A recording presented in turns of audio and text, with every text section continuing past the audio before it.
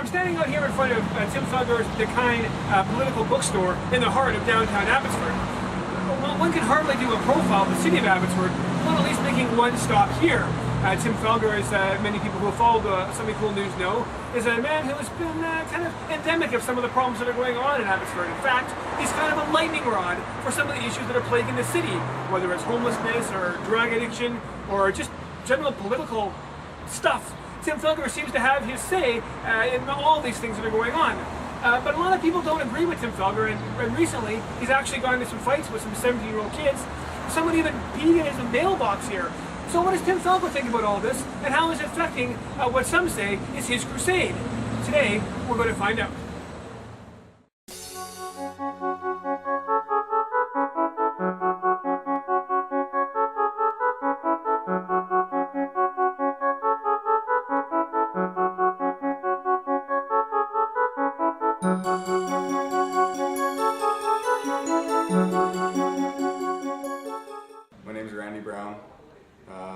I came here from Langley and I moved to Abbotsford. I came down here, I met Tim, and the store was like only open on Fridays sometimes. I came in and he told me about drug prohibition, and like some people say that he goes on, but really he just like he's eccentric or whatever, right? Like he's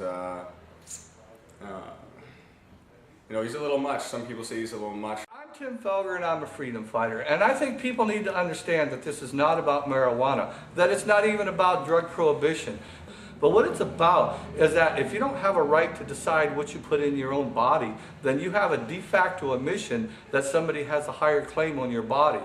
And if that be it, then they have a right to tell you to stick a microchip in your arm, and then when we get to the point where we're putting microprocessors in our brainstem, the free and independent human being will no longer be allowed to exist, and dissent will be impossible. He really got drug prohibition through to me, and I went home and I thought about this.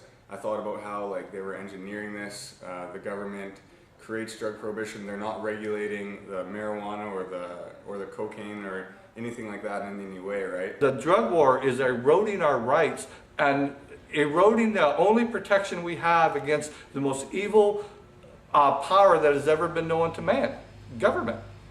Like most of the people, they don't know him. Like they're like, oh, Tim Felger beat up 2 kids, right? Like, have you ever met Tim Felger? They're like, no, you know. So they have no idea, and they think like I met people. They're like, oh, Tim Felger probably beat up those kids. He attacked those kids, and I was like, I know him. I was like, he would never do that. If you invade his personal space, if you get into someone's face, you know, what else? You're threatening them, right? Okay, this is where I was standing when the fight started, and Professor Plechta's son came up and said, are you Tim Felger? And I said, yeah. He says, what do you think of Professor Plechta?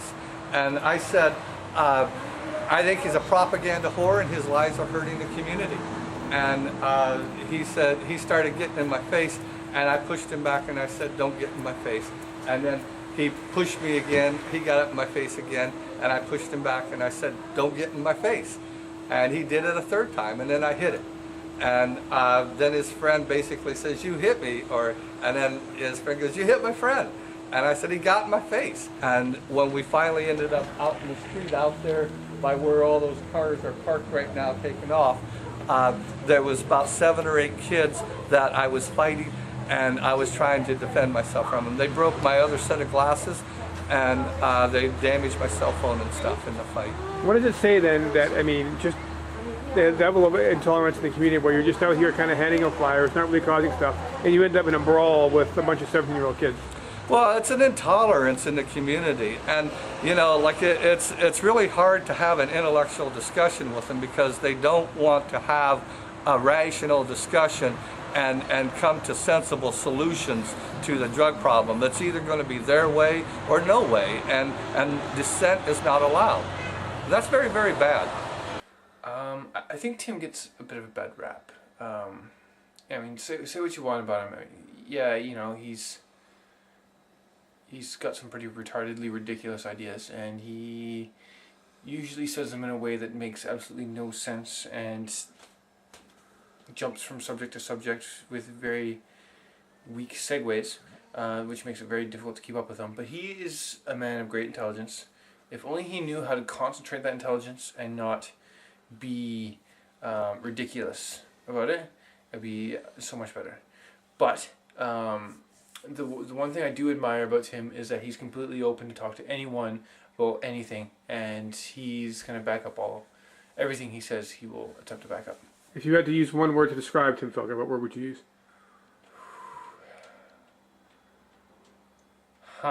Silly. I think it's a good one. You just listen to some of the stuff he says, and it's just like no human actually thinks that way. The story is called "Poked in the Dick with a Stick," I guess.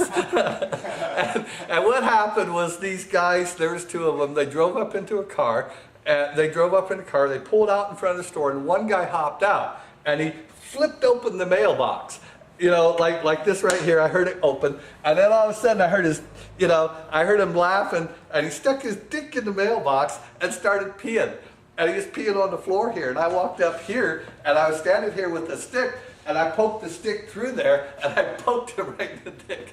And he was standing up there yelling, "Oh, Felger's a whore, blah, blah, blah, he's gonna kick my ass." And I yelled to one of the guys here to run around back, and we catch him in between us. So then we get ready, we open the door, and they're hopping in the car, driving away, complaining, but out of all the time somebody peed in my mailbox, I finally got somebody, so don't pee in my mailbox. So James, I know you've had the opportunity to interact with Tim Felger on a number of occasions. What are your opinions of Tim and his effect on the city? I think Tim's his own worst enemy. He's so over the top that's all people see. They see the clown. They see the idiot. They see that Tim Felger guy we don't want running for city council, and they never hear the message. I mean, he brings in good people to speak, and it all becomes about Tim Felger, and the message and whatever else is going on gets lost in the Tim Felger sideshow. How do you feel about the fact that people are peeing your mailbox? I mean, does that make you mad? You think it's funny? Does it make you sad? Well, really, to tell you the truth, it makes me sad because I volunteer for all this humiliation and this personal attacks on me. I don't want to act as a lightning rod for people's hate and intolerance. But, that seems to be that they need somebody to hate in this town. So I'm not going to quit. I hope people learn to respect me and make it easier.